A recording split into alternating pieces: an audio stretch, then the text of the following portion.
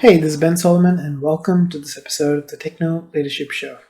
In this episode, I'm going to be talking about what I believe is the core value proposition of technology in a business, which is innovation.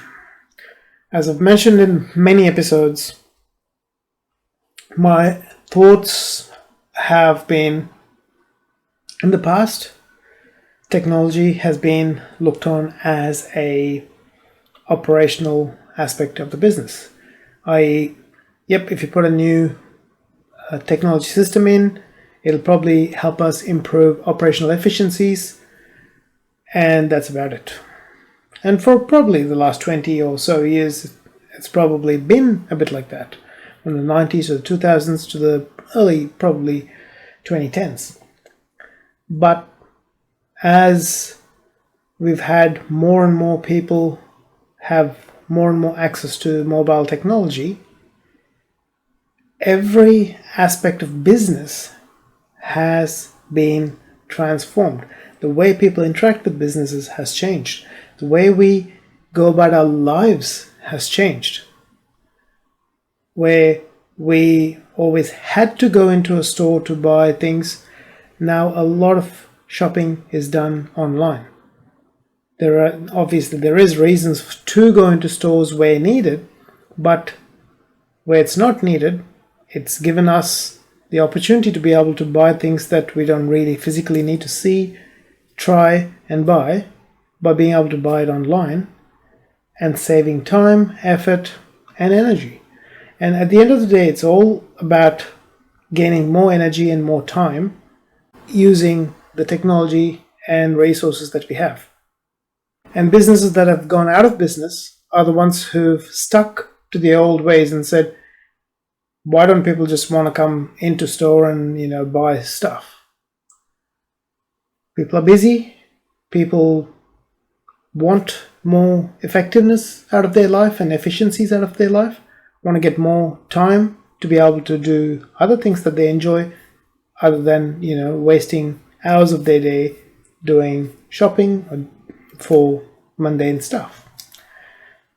There is a case for the customer experience perspective where high-end retail has a specific need for people to potentially be in store, because that gives them an environment in which they can sell better.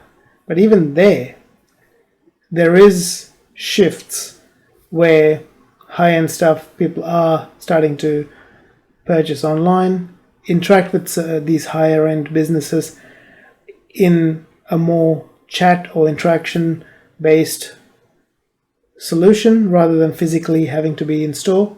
And then the situation with 2020 and 2021 has changed the way the whole world operates, in a sense, because most people have realized they don't have to physically be in a workplace to do their job. A lot of the work that we do is in some form or another knowledge-based, which means you're not physically constrained and don't have to be in a physical workspace to be able to accomplish the results that we are tasked to accomplish. With all of that in mind, if we want to stay competitive and survive and thrive in business in the coming decades, we have to view technology as the foundation of a business, because without it, nothing else is going to happen. Yes, you might have some of the traditional businesses that can, to a large extent, continue on the way they were, like, let's say, a car mechanic or, a hospital. But even then, within those organizations, having the best possible technology means you get the best possible outcomes for your customers, which is who you exist for. And when you utilize the best possible technologies to get the innovative edge in how you interact with your customers, but also in the outcomes that you get for your customers, there is even more likelihood that people will want to do business with you, because you're giving them the better experience and better outcomes, whereby you survive and you thrive, because there's more people who want that outcome and come to you, because you can uniquely provide that outcome because you have established an innovative edge utilizing the technology that is available. To do all that, you need to start thinking about business with technology embedded as a important aspect of the whole business, like the infrastructure. Like in the past, where you would have thought having an office, having desk, having a receptionist, having this, having that was the business. Today, having that underlying technology and a method to be able to interact with your customers and give them the best possible experience, that is the most foundational aspect. If you can give them the outcome and the experience that they are looking for, you have a higher likelihood to survive in the business and thrive in the business. And that kind of experience is given utilizing technology, but also finding ways to embed the human touch using that. Because if you go too technology driven, that you forget the human touch, you lose that connection that you get with the customers that only human touch can. So finding that innovation is where you find that bridge between that human touch and the technological efficiencies and effectiveness that you get to create those experiences and outcomes that you can create. So when you start looking at everything that you do in business from the customer standpoint and the customer's experience standpoint, and then if that drives everything that you do, the systems that you put in place, the technologies that you put in place, the people that you put in place, and the products and solutions that you sell to create that experience, then you not only have that chance to survive, but thrive and be a business that people really want to do business with because of the innovative edge that you have and the experience that you create for them. So hopefully that gives you a different perspective.